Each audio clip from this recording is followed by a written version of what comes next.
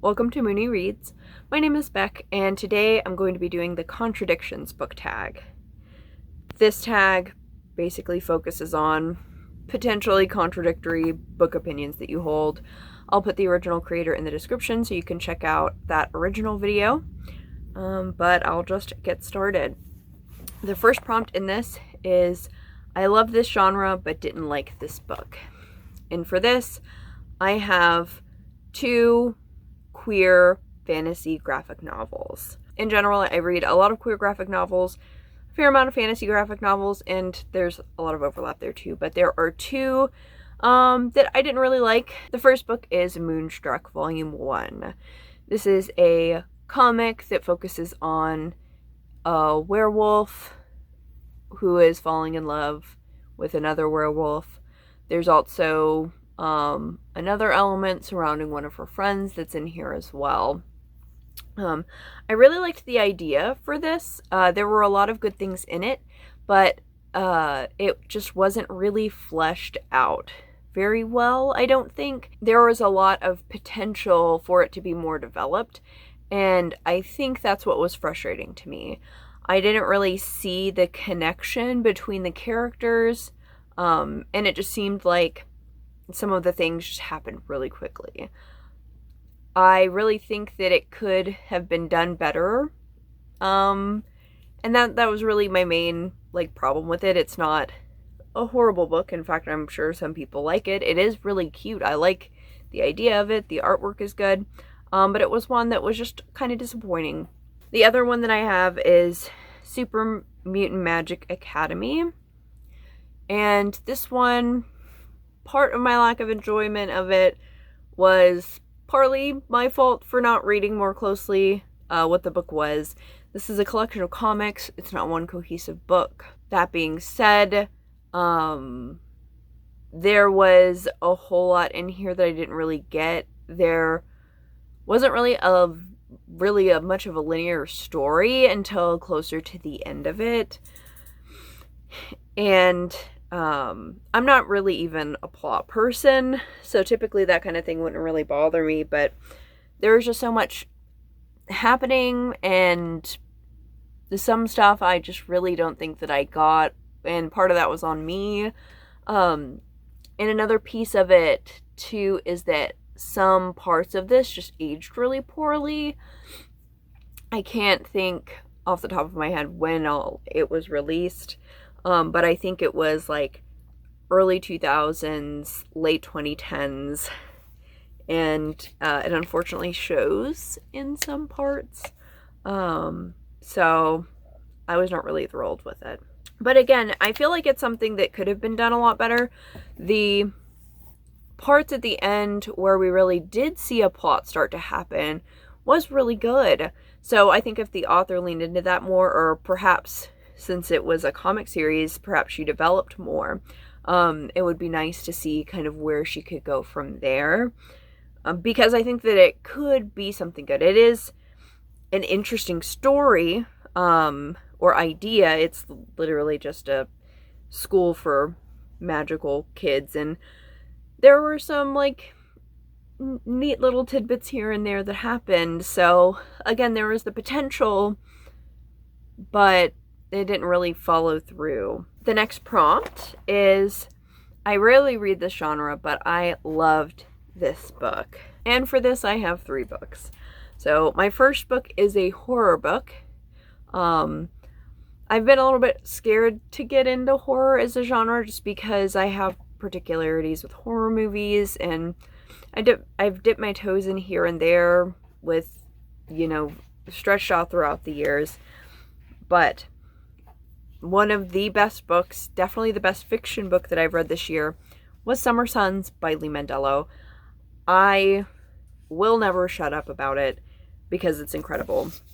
This is Southern Gothic meets dark academia. It focuses on Andrew, who's supposed to move back to his hometown with his best friend so they can go to grad school. But a few weeks before he can move in, his friend dies by apparent suicide. He still decides to continue with the move and find out what actually happened to his friend, all the while being haunted by an actual ghost. I can't say enough great things about this. It's brilliantly written, thematically layered. Eventually, I will have the full review of this up. I moved across the country, so that kind of cut some of the plans I had a little bit. Plus, this is such a good book. I feel like my perfectionism is really coming out trying to film this. But it's really great. The other books that I have are high fantasy novels. Most of the higher fantasy that I read tends to be graphic novels because I have kind of a hard time grasping certain things with kind of traditional novels when it comes to world building and what have you. So I've got one that's adult, one that's young adult. The first one that I'm going to be talking about is the adult fantasy novel, and that is Legends and Lattes by Travis Baldree. This is a cozy fantasy, so it's not quite an epic fantasy that I tend to be confused by, which is probably why it's here. This is the story of an orc who decides to retire from adventuring and open up a coffee shop in a city that most of its residents don't know anything about coffee. This is literally the story of her starting this up. There are a lot of really wholesome details about the coffee shop itself, the process of building, cute friendship stuff. There's a little plot in here about like the local mob. The little thing up here says a novel of high fantasy and low stakes. And that's what it is. There's also a sapphic romance in this. It's not the main piece of the plot, but that element is in there. And the young adult high fantasy novel that I have is part of my tripod right now, but that is Iron Widow. This book seriously blew my mind. I originally borrowed it from work, but part of the way through, I knew I needed my own copy because I was going to need to make notes and reread it. This book is set in an ancient China-inspired fantasy world where people are at war with aliens, and in order to do this, they use mech robots, but two people are needed to power the robot, a man and a woman, the man controlling it more, and the woman being more or less a battery for it. So there's very unequal power dynamics, and our main character has decided to join the army to be a concubine co-pilot, but it's because her sister did the same and was murdered by one of the pilots. So she's deciding to do this in order to murder the man who killed her sister. This is where it starts, and it just gets more and more wild from there. There's so much that's happening. Zaytan, the main character, is filled with just completely unbridled righteous rage. There's also a polyamorous throuple in here. It's an incredible fucking book. The next question is, I love this trope but didn't like this book. The trope in question is messy queers, and the book that I have for this is Honey Girl. This is the story of a girl who just finished her PhD and decides to celebrate with her friends by going to Las Vegas. And while she's there, she gets drunkenly married to a stranger. So this is the fallout of that, but also her trying to figure out where to go from here, so far as her career is concerned. There's a whole lot about her interactions with her family, and her friends. And overall, there is a lot to like about this book. I like a lot of the elements in it. I just think that it was kind of clunky. The relationships felt kind of heavy-handed, like you were told more than you were actually shown. For instance, it's repeatedly said that this one character is like a brother to her. It's constantly said, and it's like, I guess kind of frustrating because I would like to see that more than I would like to hear it every time he appears on page. Additionally, the chemistry between the two characters was a little bit hard to see, again, because really the development in most of the relationships, it was kind of hard to see clearly. And I don't believe in the hard and fast show don't tell kind of rule, but I feel like we kind of needed a little bit of this in here. Additionally, there was stuff with the dialogue that was clunky. I will say that some of this definitely was colored by the type of character that she was. I think that I've said this before in my Messy Queers video, actually, where, like, I don't really vibe super well with the type of character that she is. The very kind of type A personality. In the book, it talks about her being a Virgo.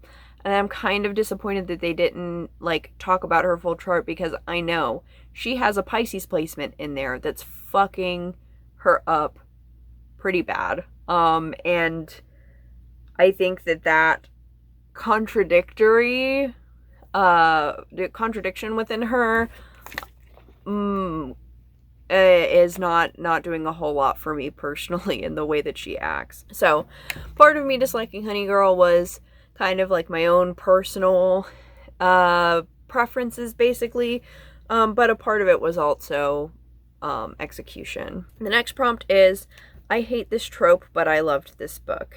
And for this, I have 1 trope, 2 books. And the trope in question is a love triangle. Most of the times, love triangles frustrate the hell out of me if it does not end in polyamory. But I have 2 books that are the exceptions to the rule. One is Little and Lion. In this book, our main character just got home from a boarding school. While she was there, she had a fallout with another girl. And so this is the story, kind of her recuperating from that, and really trying to reconnect with her brother. At one point they were really close, but his mental health has really gone downhill, and he's had a lot of issues with bipolar disorder. So a lot of it focuses on the sibling relationship, which I really liked. And the other part of the plot is her figuring stuff out with her sexuality, because she had this relationship with this girl that fell out. And she is also trying to navigate feelings that she has towards 2 different other characters. And typically, especially it being such a big kind of part of the plot, her feelings towards these 2 characters, typically that would be kind of an issue for me. But the way that they did it and the purpose that it served made it work really well for me. It wasn't a dramatic tension in the plot. It was more about her figuring herself out, kind of. So I liked it in that context. And then the other exception to the rule is Felix Ever After. And this book focuses on a trans guy who gets outed. Specifically, he gets his old pictures and dead names spread around the school, and he's determined to get back at the person who did it. And he thinks he knows who did it and decides to catfish for revenge. This was a really great book. This is one where I listened to the audiobook and needed to get a physical copy of it. There is a love triangle in this, and I won't say too much about it just for spoilers' sake, but again, the love triangle isn't for the drama of the story. It's about the character's self-development. Through this kind of love triangle that he's dealing with, he is learning how to accept the love he actually deserves. So I really liked it. The next question is, I previously disliked a book by this author, but I loved this book. And I'm going to kind of go maybe a slightly different direction with this and talk about a series. Or I guess this isn't a different direction, it's just something more specific, and talk about a series that my mind was kind of changed about a little bit. The series that I'm going to talk about is Snot Girl. This is the story of a fashion blogger who ends up working her way into a murder mystery situation. I don't want to say too much because I forget how early you learn certain things. But that's basically the premise. There are potential ghosty elements. I really love the artwork, but when I initially read the first volume, I didn't really like it. The characters were really unlikable, and I like a good unlikable character, but I didn't see the the unlikableness didn't really seem to have a point.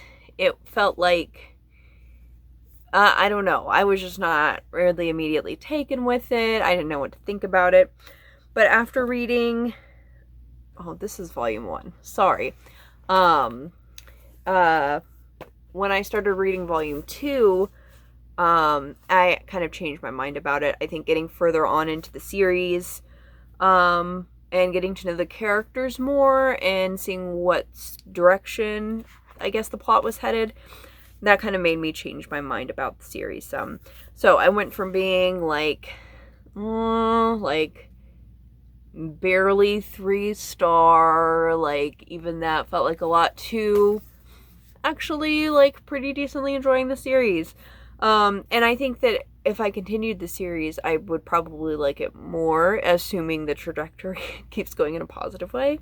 I need to reread them before continuing the series again because I have forgotten some of the details. But it kind of fits in with the messy queers bit, so it makes sense, and once the story gets going, I like it more. The next question is, I love this cover, but I didn't like this book. This one was a little bit hard, honestly. But the one that I settled on was Bloom Into You. This looked really cute. I think the artwork for the first couple volumes, like, it looks like it's going to be sweet.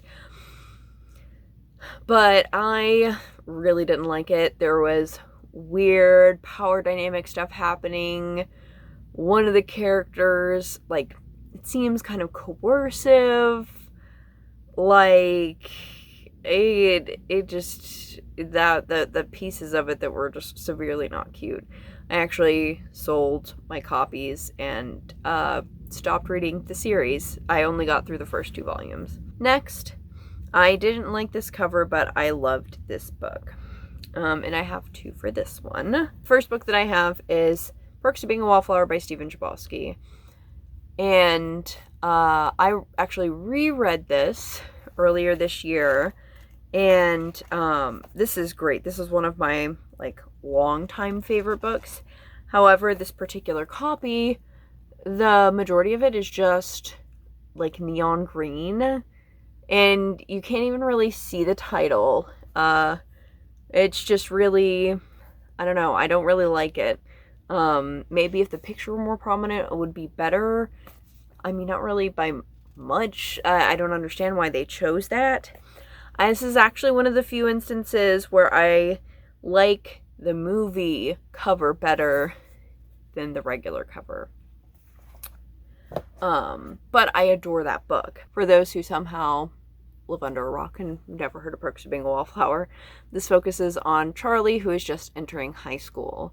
This is told in epistolary format, and he is basically talking about his friends and the stuff that he goes through. But it ends up saying a whole lot about friendship and love, and also how like violence is passed down from person to person. It's really great. I love the main character. It's kind of a YA classic. It was published in the 90s. Then the other book that I have is Detransition Baby by Tori Peters. This is not the worst cover. I think it's an interesting art style. I don't know how indicative of the actual like book it is. And I know that I've heard other people say that it's kind of off-putting, and it's like, this isn't the worst cover ever, but it's like, especially when the UK version has a cover that makes more sense for the book. But this is such an incredible book. This is one of the best books that I read in, I think 2021 is when I read it. I think it came out in 2021, so it would have to have been then. This focuses on 2 people who were previously in a relationship, 2 trans women. One timeline follows them through their relationship. The second timeline is years later, when one of them has detransitioned and accidentally gotten their boss pregnant. They have a really hard time dealing with the idea of fatherhood and go back to their ex to ask if she would want to raise the child with him and his now girlfriend. This is peak messy queers. I absolutely adored this, even if the cover is perhaps off-putting to some. And then the final prompt on here is to tag people. I don't know who's done this tag and who hasn't, so I don't know who to say. But I may tag some people in the description. But if you haven't done this tag, feel free to do it. Thank you all so much for watching. Bye.